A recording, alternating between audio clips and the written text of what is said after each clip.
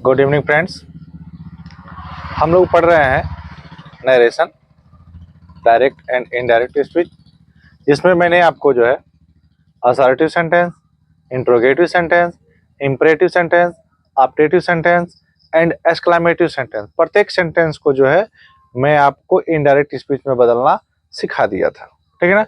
और आज की जो हमारी टॉपिक है वह है सम इम्पोर्टेंट रूल्स, कुछ महत्वपूर्ण नियम। ठीक है ना। और ये जो इम्पोर्टेंट रूल्स है यह किसी स्पेशल सेंटेंस के लिए नहीं है कि ये केवल असर्टिव में ही प्रयोग होगा, इंट्रोगेटिव में नहीं होगा, इंपरेटिव में होगा, ऑप्टेटिव में नहीं होगा, ऐसा नहीं है। यह हर सेंटेंस में प्रयोग किया जाएगा। ठीक है ना। तो देखिए, आइए जानते हैं सबसे पहला रूल। सबसे पहला रूल है हमारा, यदि रिपोर्टेड स्पीच में, आपको रिपोर्टेड स्पीच में बता चुका हूं, ठीक है ना, यह यह आपका रिपोर्टिंग स्पीच या रिपोर्टेड स्पीच, अगर रिपोर्टेड स्पीच में वोकेटिव केस का प्रयोग किया गया हो। वोकेटिव केस क्या होता है? तो वोकेटिव केस को हम हिंदी में कहते हैं संबोधन कारक। क्या बोलते हैं? संबोधन कारक। संबोधन कारक का प्रयोग है। संबोधन कारक क्या होता है, थोड़ा सा मैं आपको संक्षिप्त में बता दूं। संबोधन कारक का मतलब किसी को पुकारना, किसी को आवाज देना। ठीक है ना, वो वोकेटिव केस होता है। मैं एक एग्जांपल बता दूं, जैसे ही सेड, उसने कहा, Mohan what are you doing, what are you doing, Mohan तुम क्या कर रहे हो। अब इस वाक्य में जो है किसको पुकार करके कहा जा रहा है यह बात? मोहन को। यहाँ वो मोहन क्या होगा? वोकेटिव केस होगा। ठीक है ना। तो वोकेटिव केस शुरू में भी आ सकता है और अंत में भी आ सकता है। यह वाक्य ऐसे भी आ सकता था, what are you doing Mohan, Mohan तुम क्या कर रहे हो। यह होता है वोकेटिव केस। तो मैं यह बता रहा था कि अगर इस वाले हिस्से में यानी कि रिपोर्टेड स्पीच में वोकेटिव केस का प्रयोग किया गया हो तो उसे इनडायरेक्ट स्पीच में बदलते समय रिपोर्टिंग वर्ब का ऑब्जेक्ट बना देते हैं। यानी कि यह रिपोर्टेड स्पीच में वोकेटिव केस होगा ना, तो रिपोर्टिंग वर्ब का हम लोग क्या कर देंगे? ऑब्जेक्ट बना देंगे। ओके, चलिए मैं एक एग्जांपल में बताता हूं। जैसे ही सेड, उसने कहा, Rahul come here, Rahul come here. अब यहां देखिएगा, जब हम इसको इनडायरेक्ट स्पीच में बदलेंगे तो रिपोर्टिंग वर्ब का सब्जेक्ट पहले लिख लिया जाएगा, पहले हो जाएगा। रिपोर्टिंग वर्ब को रिपोर्टेड स्पीच के सेंटेंस के अनुसार बदला जाएगा। सेंटेंस हमारा इंपरेटिव है क्योंकि वर्ब की फर्स्ट फॉर्म शुरू हुई है, अंत में फुल स्टॉप है। ठीक है ना। यह वोकेटिव केस है, राहुल। ठीक है ना, इसको आप सब्जेक्ट नहीं मानेंगे, ये वोकेटिव केस है। राहुल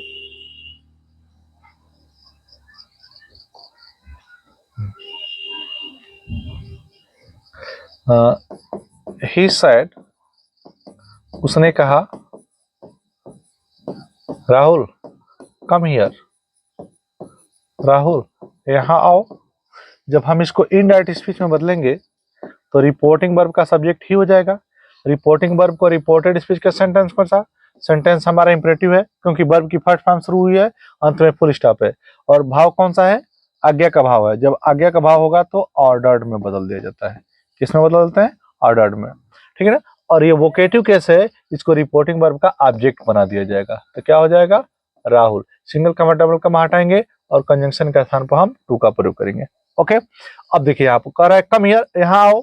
हम कम को गो में बदल देते हैं और हियर को किस में बदल देते हैं? देयर में बदल देते हैं। ओके, तो he ordered Rahul to go there, उसने राहुल को वहां जाने के लिए आदेश दिया। तो मैंने आपको क्या बताया, अगर रिपोर्टेड स्पीच में कोई वोकेटिव केस होगा तो उसको रिपोर्टिंग वर्ब का ऑब्जेक्ट बना दिया जाता है, जैसे कि यहाँ किया गया है बस समझ में। चलिए एक एग्जांपल और देखते हैं। हाँ, राजू सैड ही, उसने कहा, what are you doing, Raju उसने कहा तुम क्या कर रहे हो। अब देखिएगा, यह हमारा डायरेक्ट स्पीच है, यहाँ यह रिपोर्टेड स्पीच है, यह रिपोर्टिंग स्पीच है और यह भी जो है रिपोर्टेड स्पीच है। जब हम इसको इनडायरेक्ट स्पीच में चेंज करेंगे बाबू, तो इसका रिपोर्टिंग स्पीच का सब्जेक्ट ही है ना, ही हो जाएगा। और वर्ब को जो है इस सेंटेंस के हिसाब से बदलेंगे। सेंटेंस इंट्रोगेटिव है, और जब इंट्रोगेटिव होता है तो वर्ब को किस में बदल देते हैं, आस्क्ड में। और ये वोकेटिव केस है तो इसका हम ऑब्जेक्ट बना देंगे, राजू हो जाएगा। ठीक है ना। सिंगल कमा डबल कमा हटाएंगे और कंजंक्शन का प्रयोग करेंगे। तो ये इंट्रोगेटिव सेंटेंस है, डब्ल्यू टाइप क्वेश्चन है, और डब्ल्यू टाइप क्वेश्चन में क्वेश्चन वर्ड को हम कंजंक्शन बना देते हैं, तो व्हाट हो जाएगा। अब इसको असर्टिव बदलेंगे, यू सेकंड पर्सन ऑब्जेक्ट कौन सा, ऑब्जेक्ट राजू है ना, तो हम यहाँ पर ही लिख लेंगे।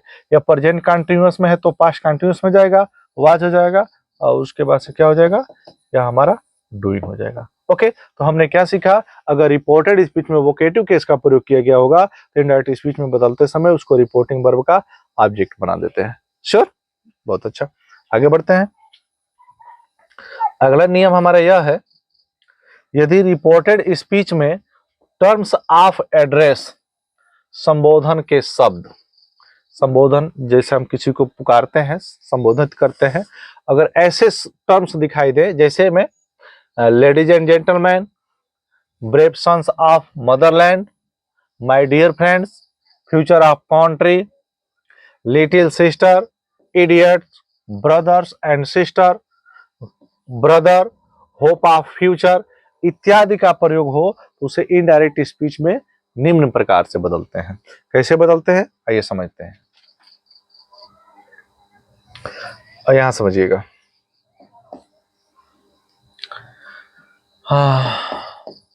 The man said to me, आदमी ने मुझसे कहा, ब्रदर, भाई, please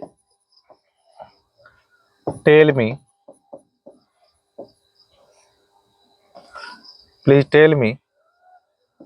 the way to the post office.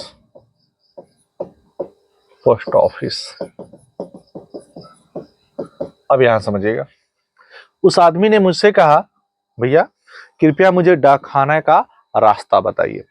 अब यहां देखिएगा, यह ऑब्जेक्ट भी है और टर्म्स ऑफ एड्रेस ब्रदर भी है। ठीक है ना। अगर यहाँ ऑब्जेक्ट नहीं होता तो हम यहाँ पर इस टर्म्स ऑफ एड्रेस को यानी कि वोकेटिव केस को यहाँ पर रख सकते थे, लेकिन यहाँ जो है वोकेटिव केस भी दिखाई दे रहा है, टर्म्स ऑफ एड्रेस दिखाई दे रहा है, और यहाँ ऑब्जेक्ट भी है। तो हम ऐसा नहीं करेंगे, इसको हम इनडायरेक्ट स्पीच में ऐसे बदलेंगे। कैसे बदलेंगे, दो तरीके हैं, मैं पहला तरीका बताता हूं। आप क्या करेंगे, लिखेंगे द मैन एड्रेस्ड, ठीक ना, ऑब्जेक्ट मी है ना, मी, एड्रेस्ड मी एज ब्रदर। उस आदमी ने मुझे भाई के रूप में संबोधित किया, एंड, और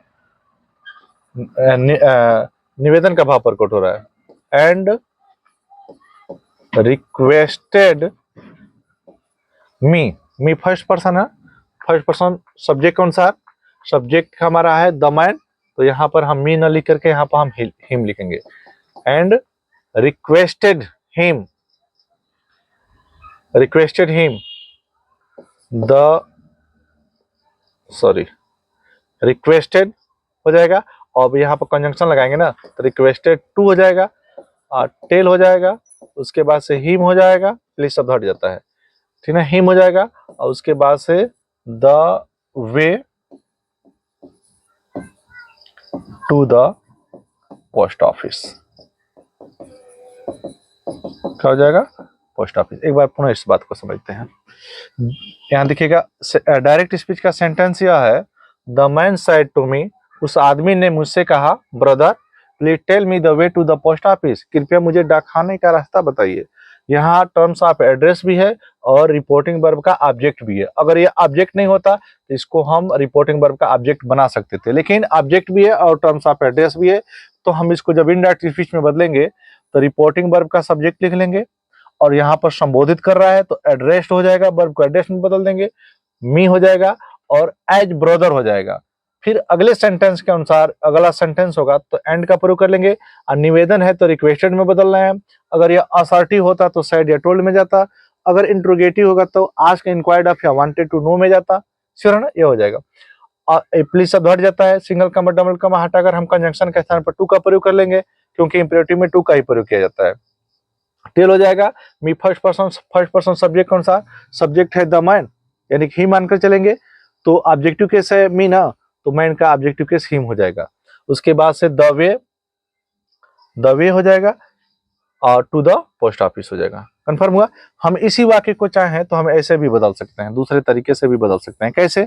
ऐसे बदल सकते हैं, एड्रेसिंग, ऑब्जेक्ट लिखेंगे, एड्रेसिंग मी एज ब्रदर, मुझे भाई के रूप में संबोधित करते हुए, कामा द मैन, उस आदमी ने, निवेदन का भाव प्रकट हो रहा है, रिक्वेस्टेड, उस आदमी ने निवेदन किया।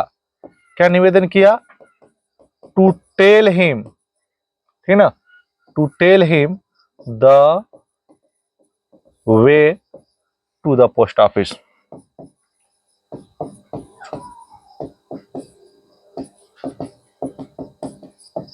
Post office. ओके, तो हमने आपको क्या बताया कि अगर रिपोर्टेड स्पीच में टर्म्स ऑफ एड्रेस होगा तो उसको दो तरीके से बदल सकते हैं।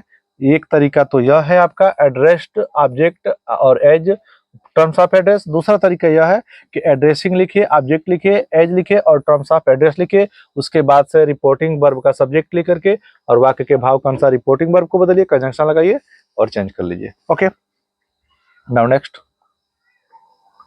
आइए थर्ड रूल देखते हैं। वेरी इंपॉर्टेंट रूल्स, यहां समझिएगा। यदि रिपोर्टेड स्पीच में सर या मैडम शब्द का प्रयोग किया गया हो, किसका? सर या मैडम शब्द का प्रयोग किया गया हो तो उसे इनडायरेक्ट स्पीच में बदलते समय हटा देते हैं। अगर यह रिपोर्टिंग स्पीच हो गया और यह रिपोर्टेड स्पीच हो गया, अगर इस रिपोर्टेड स्पीच में या तो सर का प्रयोग किया गया हो या मैडम शब्द का प्रयोग किया गया हो तो उसे इनडायरेक्ट स्पीच में सर मैडम शब्द को हटा देते हैं। फिर करते क्या है, उसके बदले रिपोर्टिंग स्पीच में रिस्पेक्टफुली शब्द का प्रयोग करते हैं। किसका प्रयोग करते हैं? रिस्पेक्टफुली शब्द का प्रयोग करते हैं। कैसे? आइए एग्जांपल में समझते हैं।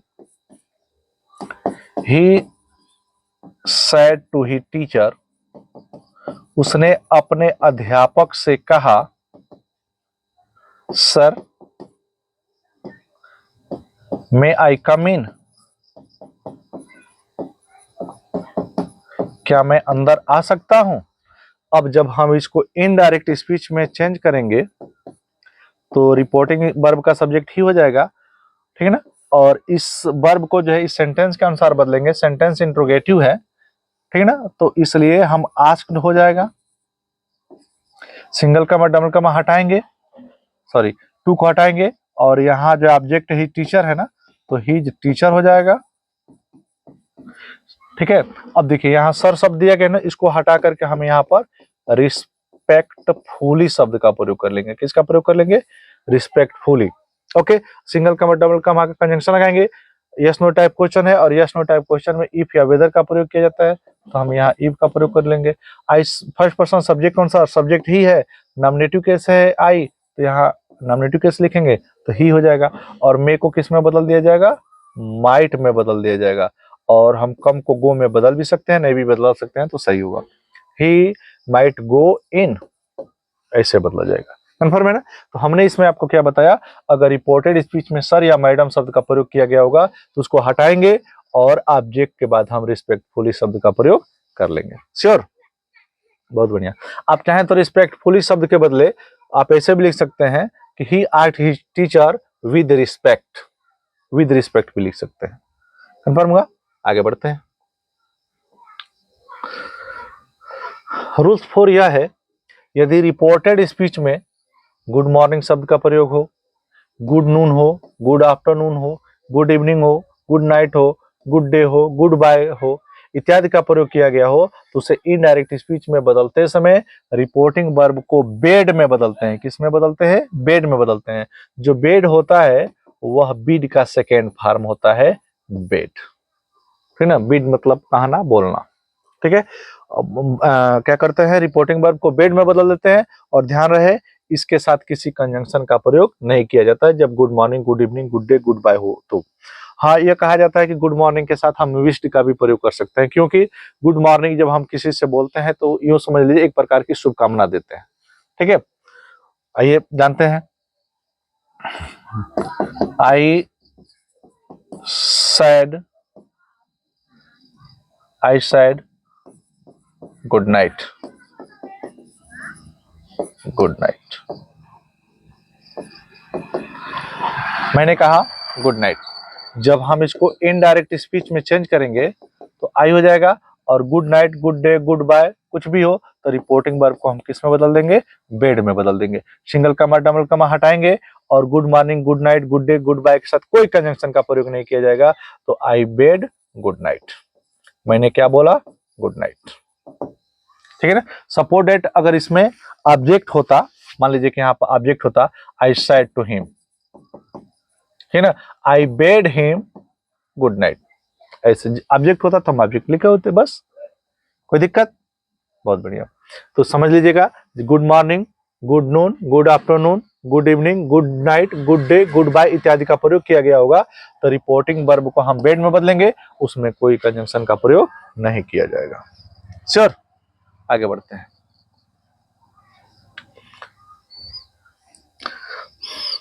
अगला नियम यह कहता है, अगर रिपोर्टेड स्पीच में, ठीक है ना, अगर रिपोर्टेड स्पीच में I think, I consider, I believe, I hope आदि का प्रयोग किया गया हो तो उसे इनडायरेक्ट स्पीच में बदलते समय रिपोर्टिंग वर्ब को क्रमशः थॉट में, कंसीडर्ड में, होप्ड में, बिलीव्ड में बदल देते हैं।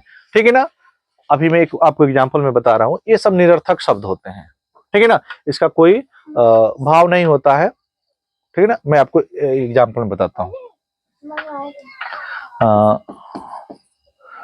The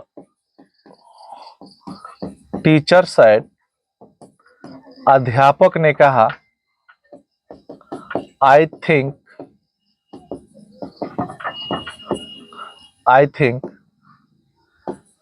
he is right.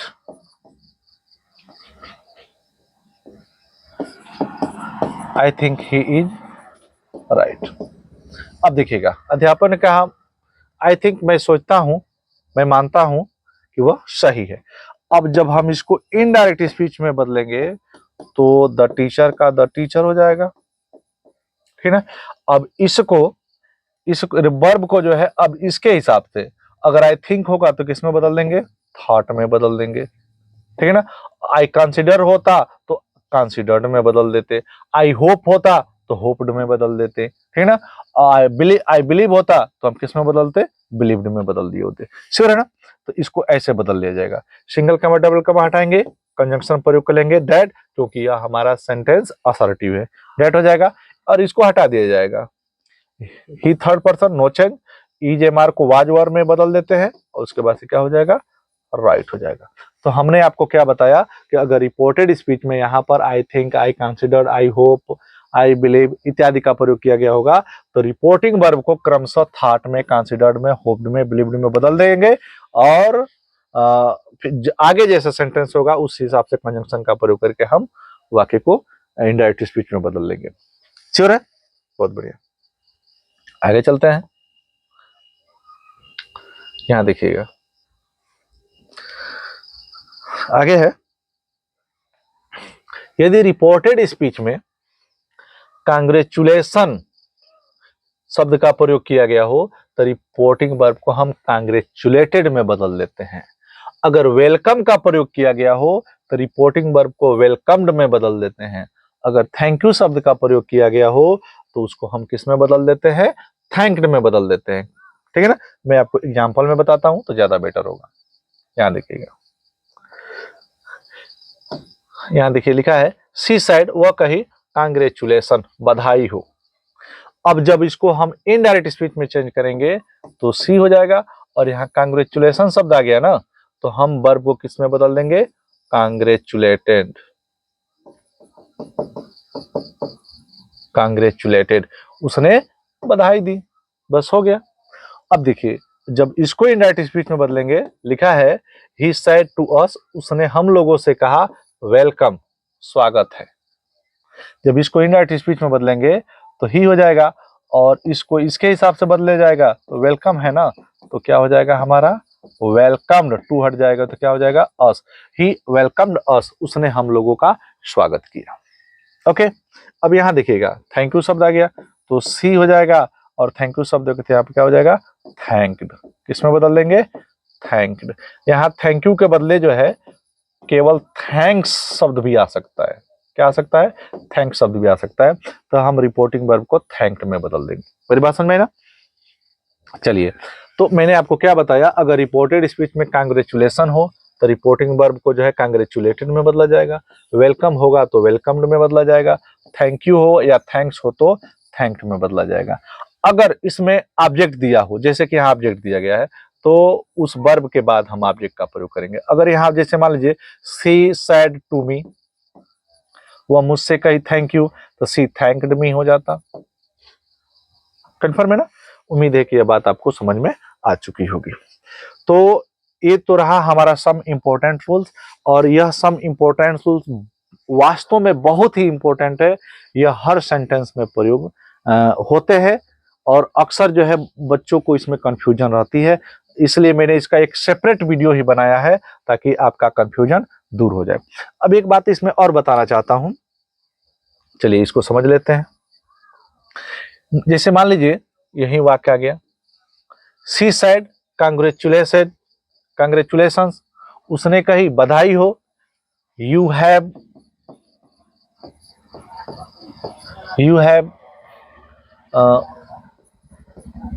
One the match, ठीक ना, बधाई हो, यहाँ डबल का नहीं आएगा, बधाई हो तुमने मैच जीत लिया है। बस में अब देखिए मेरे कहने का मतलब है कि इन सब शब्दों के बाद से जो है एक कोई अलग से वाक्य आ सकता है, और यह वाक्य कोई भी आ सकता है, असर्टिव भी हो सकता है, इंट्रोगेटिव भी हो सकता है, इंपरेटिव भी हो सकता है, कुछ भी हो सकता है। तो जब इसके बाद से कोई वाक्य आएगा, तो जब हम इनडायरेक्ट स्पीच में बदलेंगे तो कैसे बदलेंगे देखिएगा, सी होगा और इसको तो कांग्रेचुलेटेड में बदलेंगे ही बदलेंगे, कांग्रेचुलेटेड हो जाएगा, ठीक है ना। और उसके बाद से जब ये वाक्य हो जाएगा तो अगले वाक्य के अनुसार हम जो है यहाँ एंड लगाएंगे, और फिर सेंटेंस के अनुसार हम वर्ब का प्रयोग करेंगे। असर्टिव सेंटेंस है ना, तो हम सैड का प्रयोग कर लेंगे, सिंगल कमा डबल कमा हटाकर कंजंक्शन का हम प्रयोग कर लेंगे डैट, क्योंकि असर्टिव सेंटेंस है। And sad that you second person object के अनुसार, ऑब्जेक्ट इसमें है नहीं, तो अपने आप में यानी कि अपने मन में हम यहाँ पर मान लेंगे कि मी लिखा गया है, ठीक है ना। जब मी लिखा गया है तो यहाँ नॉमिनेटिव केस है तो क्या हो जाएगा आई हो जाएगा, और हैव है तो क्या हो जाएगा हैड हो जाएगा, और वन थर्ड फॉर्म हो जाएगा, उसके बाद से द मैच हो जाएगा। ओके, तो आगे अगर सेंटेंस दिया गया होगा तो हम ऐसे बदलेंगे, कंफर्म है ना। एक एग्जांपल इस पर देख लेते हैं, she said thank you, thank you, you helped me, you helped me, धन्यवाद आपने मेरी मदद की। अब जब इसको इनडायरेक्ट स्पीच में बदलेंगे तो सी हो जाएगा, और क्या हो जाएगा थैंक्ड हो जाएगा। एक और सेंटेंस आगे है तो एंड लगाएंगे, और असर्टिव सेंटेंस है तो सैड हो जाएगा, कंजंक्शन हम डैड का प्रयोग कर लेंगे, यू सेकंड पर्सन ऑब्जेक्ट अनुसार, ऑब्जेक्ट है नहीं तो अपने तरफ से मी को मान लेंगे, ठीक है ना। तो फिर यहाँ पर आई का प्रयोग करना पड़ेगा, ये पास्ट निपिट है तो पास्ट निपिट को पास्ट परफेक्ट में बदल लीजिए, और हेल्प्ड हो जाएगा, और मी फर्स्ट पर्सन सब्जेक्ट के अनुसार, सब्जेक्ट सी है तो यह ऑब्जेक्टिव केस है तो यहाँ पे क्या हो जाएगा हर हो जाएगा। ओके, उम्मीद है कि बहुत अच्छा समझ में आया होगा। हाँ, एक छोटी सी टॉपिक और बच रही है नरेशन में, वह यह है मिक्स्ड सेंटेंस। अब मिक्स्ड सेंटेंस का मतलब क्या होता है, थोड़ा सा संक्षेप में मैं चर्चा कर दूं। मिक्स सेंटेंस का मतलब यह है कि कोई डायरेक्ट स्पीच है जिसमें एक रिपोर्टिंग स्पीच और दूसरा रिपोर्टेड स्पीच हो गया। अब इस रिपोर्टेड स्पीच में जो है एक सेंटेंस नहीं आएगा, एक से अधिक सेंटेंस आएगा। I mean to say that कि पहले मैं आपको पढ़ाया हूं केवल असर्टिव रहकर, केवल इंट्रोगेटिव, फिर इंपरेटिव, तब ऑप्टेटिव, तब एक्सक्लेमेटिव।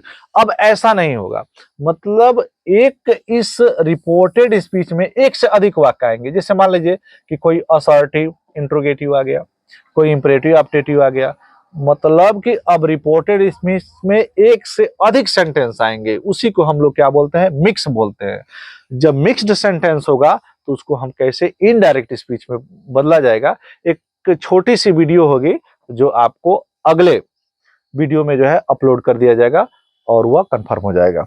इसके बाद की जो हमारी टॉपिक होगी, ठीक है ना, वह होगी एक्सरसाइज। अब हम केवल जो है एक्सरसाइज सॉल्व करेंगे, क्योंकि मैंने डायरेक्ट इनडायरेक्ट लगभग कंप्लीट कर लिया है।